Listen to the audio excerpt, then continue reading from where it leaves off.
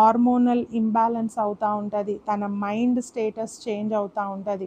ఒకరోజు కోపం వచ్చేస్తా ఉంటది. ఒకరోజు ఉట్టిగానే ఏడ్చేస్తా ఉంటారు. సెన్సిటివ్ అయిపోతా ఉంటారు. వారి శరీరం అంతా నీరు నిండిపోయి అలా లావుగా మారిపోతారు. తల్లులు బిడ్డను క్యారీ చేస్తున్నప్పుడు. వాళ్ళ శరీరం అంతా కొన్నిసార్లు పిగ్మెంటేషన్ వచ్చేస్తది. నల్లగా మారిపోతారండి. ఆ బ్లడ్ అంతా బిడ్డకు సరఫరా అవుతా ఉంటది కాబట్టి. సో, ఆ కష్టాలన్నీ అనుభవిస్తున్న తల్లి బేర్ చేస్తా ఉంటది బిడ్డను సురక్షితంగా ఈ భూమి మీదికి తీసుకురాడానికి.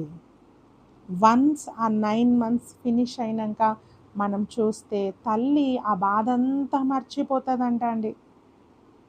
9 మాసాలు తను బేర్ చేసిన ఆ నొప్పిని గానీ, ఆ బాధను గానీ, శరీరంలో ఉన్న ఆ బలహీనతలన్నీ